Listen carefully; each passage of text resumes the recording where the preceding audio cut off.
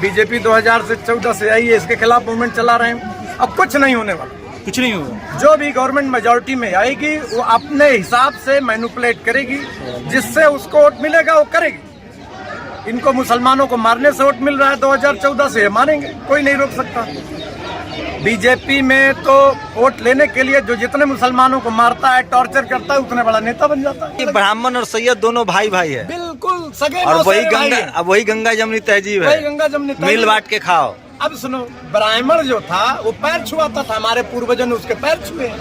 अब मुसलमान होने के बाद हम पैर छू नहीं सकते, तो ब्राह्मण आया तो मुसलमानों में पीर बन के आ गया, वो कन्वर्ट होके सैयद हो गया, तो हाथ चुमवाता है।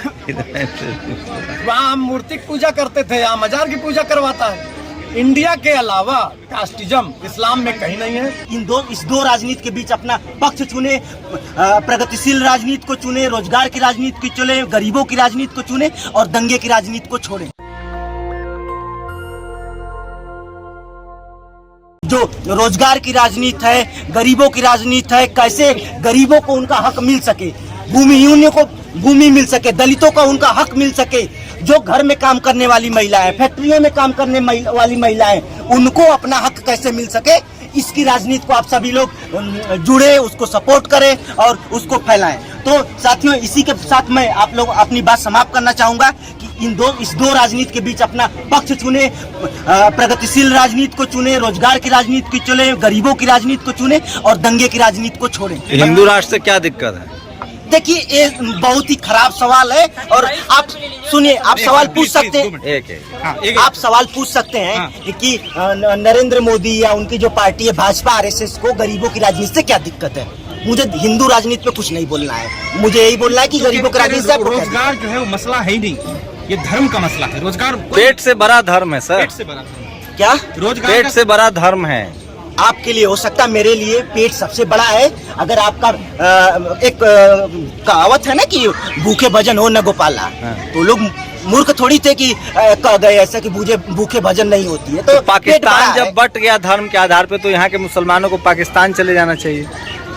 क्यों? पाकिस्तान धर्म के आधार पर है। सुन लीजिए, ये जो धर्म के आधार पर कौन सा देश बट गया, आप क्यों नहीं कहते कि इस देश में गरीब और अमीर के आधार पर बांटिए? ये भी तो आप बात कर सकते हैं कि गरीबों और अमीरों के आधार पर बांटिए देश में लोगों को। तो हर गरीब चाहता है कि हिंदू राष्ट्र चाहिए। हम क्या, यहाँ का हर हिंदू कहता है कि हिंदू राष्ट्र चाहिए। कौन कहता है? 130 करोड़ के देश में 100 करोड़ मान लीजिए अगर हिंदू होंगे ना, तो आप 10-20 लोगों से मिले होंगे, आप उन्हीं से कहते हैं कि मुसलमान भी अगर आप रोजगार पे सवाल पूछेंगे, मुसलमान भी 80 करोड़ हो जाएंगे तो वो कहेंगे कि इस्लामिक राष्ट्र हो ये। मुसलमान भी 80 करोड़ हो जाएंगे, अभी अल्पसंख्यक है, बहुसंख्यक होंगे तो कहेंगे हमको इस्लामिक राष्ट्र चाहिए। धर्म की राजनीति नहीं सहेंगे, नहीं सहेंगे, नहीं सहेंगे, मथुरा पे हमला नहीं सहेंगे, नहीं सहेंगे, नहीं सहेंगे। अरे ब्राह्मणवादी हिंदुत्व फासिबाद मुर्दाबाद, मुर्दाबाद, मुर्दाबाद, इनकलाब जिंदाबाद, जिंदाबाद, जिंदाबाद। हम इस बातचीत के अंतिम कड़ी में एमसीए चारों से मिर्जा माऊद वेद को बुलाना चाहते हैं और साथी आए और अपनी बात रखें। मिर्जा माऊद जी, अस्सलाम वालेकुम, नमस्कार, अस्सलाम वालेकुम, नमस्कार सभी भाइयों को, और सबका बहुत बहुत शुक्रिया कि आप लोग इतनी ताकतवर गवर्नमेंट के खिलाफ बोलने के लिए यहाँ खड़े हुए हैं, जिसके खिलाफ बोलने से कल आपको जेल भेज दिया जाए, कल आपका इनकाउंटर फर्जी करवा दिया जाए, आपकी प्रॉपर्टी जब्त कर ली जाए, आपका मकान तोड़वा दिया जाए। तो आप लोग बहुत बधाई के पात्र हैं कि आप लोगों ने इतनी हिम्मत की है गवर्नमेंट के खिलाफ बोलने के लिए। और सबसे बड़ी चीज़ है कि 1947 में देश आज़ाद हुआ, लेकिन हम पूरी तरह आज़ाद नहीं हुए, कहीं ना कहीं हम सिस्टम के गुलाम होते गए। अब आज इस तरह से हम गुलाम हो चुके हैं कि हम चाह के भी कुछ नहीं कर सकते। चाहे किसानों को सड़क पे बैठना पड़े, एनआरसी सीए के विरोध में लोगों को सड़क जाम करना पड़े, या जॉब के लिए टीचरों को, भर्ती के लिए नौजवानों को सड़क पे बैठना पड़े। इसकी सबसे बड़ी वजह है कि आज़ादी के साथ साथ संविधान में एक बदलाव होना चाहिए था कि असली आज़ादी, असली डेमोक्रेसी वो है कि जिस बिरादरी की जितनी संख्या है उस बिरादरी का रिजर्वेशन होना चाहिए। जितने परसेंट दलित हैं उतने परसेंट दलित चपरासी से लेकर चेयरपर्सन तक होना चाहिए था। कलर से लेकर सुप्रीम कोर्ट तक होना चाहिए। हर बिरादरी में जब तक हर बिरादरी की भागीदारी सरकार में नहीं होगी तो कोई भी सरकार आए वो तानाशाही करेगी। बीजेपी ने 2014 के बाद तानाशाही शुरू की है, कांग्रेस ने इससे पहले किया।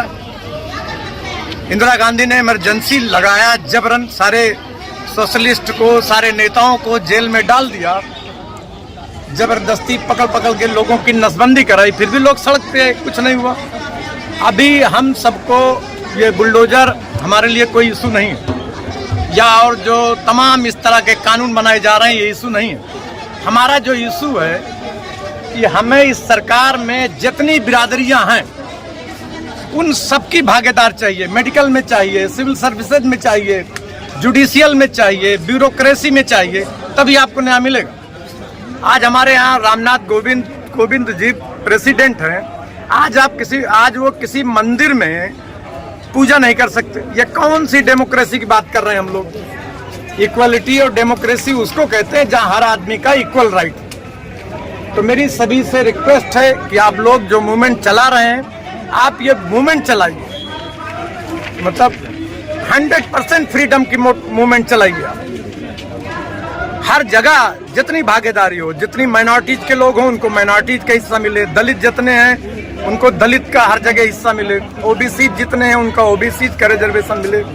अब बाकी ये 70 साल से चल रहा है। हम सब ने कांग्रेस के खिलाफ मूवमेंट चलाया, बीजेपी 2014 से आई है, इसके खिलाफ मूवमेंट चला रहे हैं। अब कुछ नहीं होने वाला, कुछ नहीं होगा। जो भी गवर्नमेंट मेजॉरिटी में आएगी वो अपने हिसाब से मैनिपुलेट करेगी, जिससे उसको वोट मिलेगा वो करेगी। इनको मुसलमानों को मारने से वोट मिल रहा है 2014 से, मारेंगे, कोई नहीं रोक सकता। बीजेपी में तो वोट लेने के लिए जो जितने मुसलमानों को मारता है, टॉर्चर करता है, उतने बड़ा नेता बन जाता है। दलितों को उत्पीड़न करने से इनको वोट मिलेगा, इसको कोई नहीं रोक सकता। जुडिशियल सिस्टम नहीं रोक सकता, ब्यूरोक्रेट्स नहीं रोक सकते। पुलिस विभाग का सर्वे है, आप लोग पता कर लीजिए, 40% के आसपास पुलिस विभाग में कम्युनलिज्म, आर्मी में कम्युनलिज्म, कहाँ से दूर करेंगे? तो इक्वलिटी और डेमोक्रेसी तभी कंप्लीट होगी। जातिगत जनगणना होनी चाहिए पूरे देश में, और जिसकी जितनी भागीदारी है सबको उतना हिस्सा मिलना चाहिए, वरना नौजवान हमारे भटक रहे हैं, रोड पे हैं, इनको कोई सुनने वाला नहीं। बस इससे ज्यादा और बोलना, वो कह रहे हैं कि ये मसला ही नहीं, मसला तो हिंदू राष्ट्र का मसला चल रहा है देश में। हिंदू राष्ट्र का मसला नहीं है, मनुवादी व्यवस्था लागू करने का मसला है। कौन हिंदू चाहता है कि हमें 3000 साल पहले का हिंदू राष्ट्र चाहिए? रामराज था क्या? पूरे रामराज में मैं ऑन रिकॉर्ड बोल रहा हूँ, जितना मैंने इतिहास पढ़ा है, सिर्फ एक राजा होता था, एक राज पुजारी होता था, बाकी सब भिखारी होते थे, सब हाथ फैलाए खड़े होते थे। ये रामराज का कॉन्सेप्ट है। यहाँ इतने लोग हैं, कौन रामराज चाहता है? कौन चाहता है? तो मुसलमान भी तो इस्लामिक राष्ट्र चाहते हैं। कभी मुसलमान कभी इस्लामिक राष्ट्र चाहता नहीं। दुनिया में सबसे पहले डेमोक्रेसी इस्लाम ने दिया। अगर आप मुस्लिम इतिहास लोगों ने नहीं पढ़ा होगा, या हम मुस्लिम स्कॉलर हैं, पूरी दुनिया में वर्ल्ड वाइड डेमोक्रेसी सबसे पहले इस्लाम ने दिया। मोहम्मद साहब सबसे पहले खलीफा थे इस्लाम के। हम लोग तो पढ़े हैं सर, प्राचीन गणतंत्र के लिस्वी सम्राट अशोक के समय वैशाली में मगध राज में तो आ गया था। उस समय तो पैगंबर इस्लाम था भी नहीं, जब बुद्धमय भारत था, तो डेमोक्रेसी आ गई थी भारत में। लेकिन बौद्धिज्म को भी तो यहाँ के मनुवाद सिस्टम ने खत्म किया। बौद्धिज्म को भी कहाँ चलने दिया? हम लोग थोड़ा बाद में ले लेंगे। थोड़ा सा आप डेमोक्रेसी की जो आपने कहा कि इस्लाम भी चाहता है मुस्लिम राष्ट्र, ये कतई नहीं है। इस्लाम की जितनी भी होली बुक है, चाहे कुरान शरीफ हो, हदीस हो, कहीं नहीं लिखा कि इस्लाम जो है मुस्लिम राष्ट्र चाहता है। जितनी इक्वलिटी की बात इस्लाम में की गई है, शायद किसी मजहब में की गई हो, दीगर मजहबों के बारे में हमने नहीं पढ़ा। और ये इस्लाम में फिर यहाँ जातियाँ क्यों हैं सर मुसलमानों में? नहीं, इस्लाम मुसलमानों में कोई जातियाँ नहीं। जुलाहा, सैयद, पठान, ये बहुत लोग सवाल करते हैं। थोड़ा सा हम लोग नहीं, ये बहुत लोग सवाल करते हैं। ये जातियाँ इस्लाम में, मुसलमानों में सिर्फ हिंदुस्तान में है। क्योंकि जो दलित से कन्वर्ट होके आया उसको इन लोगों ने अंसारी रख दिया, जो यादव से कन्वर्ट होके आया उसको घोसी बना दिया उसके काम के हिसाब से, और जो खटीक से कन्वर्ट होके आया उसको ये लोगों ने कुरैशी बना दिया। अब हम लोग छत्री से कन्वर्जन किए हैं तो हमें इन्होंने पठान बना दिया, खान बना दिया। ये अच्छा और सुनिए नई बात, जितने ब्राह्मणों से कन्वर्जन हुए वो सब यहाँ के सैयद बन के बैठ गए। मोहम्मद साहब मानते हैं कि ब्राह्मण और सैयद दोनों भाई भाई है, बिल्कुल सगे और मौसेरे भाई हैं। अब वही गंगा जमनी तहजीब वही है, गंगा जमनी तहजीब। मिल बांट के खाओ। अब सुनो, ब्राह्मण जो था वो पैर छुआता था, हमारे पूर्वजों ने उसके पैर छुए। अब मुसलमान होने के बाद हम पैर छू नहीं सकते, तो ब्राह्मण आया तो मुसलमानों में पीर बन के आ गया, वो कन्वर्ट होके सैयद हो गया, तो हाथ चुमवाता है। वहाँ हम मूर्ति की पूजा करते थे, यहाँ मजार की पूजा करवाता है। इंडिया के अलावा कास्टिज्म इस्लाम में कहीं नहीं है। मोहम्मद साहब ने सबसे पहले डेमोक्रेसी दी पूरी दुनिया को। हजरत अली उनके दामाद थे, उसके बाद भी उन्होंने अपने बाद हजरत अली को खलीफा नहीं बनाया, उन्होंने अबू बकर सिद्दीक। तो मुसलमानों का दुश्मन कौन है सर, हिंदू या एक जाति विशेष के लोग हैं? हिंदू तो मैं भी हूँ। ये आप इंडिया, अच्छा आप इंडिया हिंदू तो सपा के भी समर्थक है, बसपा के। मैं भारत के संदर्भ में बात कर आप रहा हूँ। भारत के संदर्भ में बात कर रहे हैं। मुसलमानों के दुश्मन न तो ओबीसी जैन न एससी है, और जो सेकुलर हिंदू है, जो सनातनी है, वो भी मुसलमान का दुश्मन नहीं है, न इस्लाम का दुश्मन है। कौन है इस्लाम का दुश्मन, मुसलमान का दुश्मन यहाँ के मनवादी लोग हैं। वो? कौन जात क्या है उसका? अब मैं जात का आप जानते हैं, मैं क्यों नाम ले लूं? कौन सा जात है? SC ST OBC माइनॉरिटी या जनरल? नहीं, अब मैं नाम क्यों लूं, मैं क्यों कहूँ? आप समझ रहे हैं? क्या आप डर रहे हैं क्या? नहीं, मुझे डरने की क्या जरूरत है? मैं किसी तो आप दुश्मन को आइडेंटिफाई नहीं कर रहे हैं? नहीं, आप भी दिमाग लगाइए। सुनिए, इस्लाम आने के बाद हमारे पास दिमाग नहीं, आप बता दीजिए कौन। नहीं, मैं नहीं बताऊंगा उसको। मैं किसी सवाल जवाब बाद नहीं, मैं नाम ले लूंगा। देखिए, इक्वालिटी की बात इस्लाम ने की, अब मनुवादियों को इक्वालिटी। तो आप चाहते हैं कि संविधान खत्म करके इस्लाम लागू कर दिया जाए? नहीं, मैं कभी नहीं चाहता इस्लाम लागू हो। सर, इस्लाम इक्वालिटी से उठकर जस्टिस की बात करता है, इंसाफ की बात करता है, जो उससे बात करता है। उससे पहले एक सवाल है मेरा, आपने कहा जैसे ब्राह्मण मुस्लिम होकर सैयद बन गया, मजार की पूजा कराता है, आपको इस्लाम की पूरी तालीम नहीं है, आपको इस्लाम की पूरी तालीम नहीं है। आप सैयद में जाइए, आप किसके में जाइए? नहीं, बिल्कुल नहीं, में जा रहे हैं। सैयद जानिए ना, ऐसा नहीं कर सकते ना कि नहीं, आप फिर क्यों नहीं? कैसे कह सकते हैं कि सैयद मजार की पूजा कराता है पीर बन के? अलग बात है। सवाल नहीं, पूरे सवाल का जवाब दीजिए ना सर।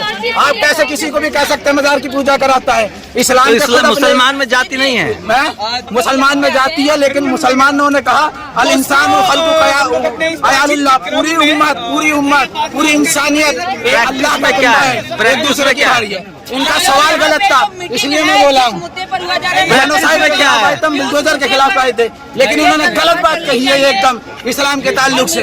बिल्कुल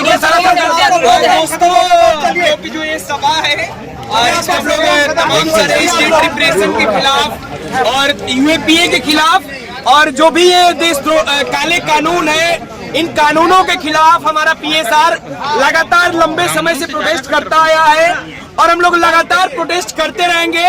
जो भी ये सरकार है, जो सरकार इस देश में जो लोकतांत्रिक आवाजें हैं, उन आवाजों को दबाना चाहती है। नेशनल दस्तक की आपसे गुजारिश है कि अगर इसको बचाना चाहते हैं तो नेशनल दस्तक को सब्सक्राइब करने के लिए रेड कलर के सब्सक्राइब बटन को दबाएं, फिर बेल आइकन की घंटी दबाएं।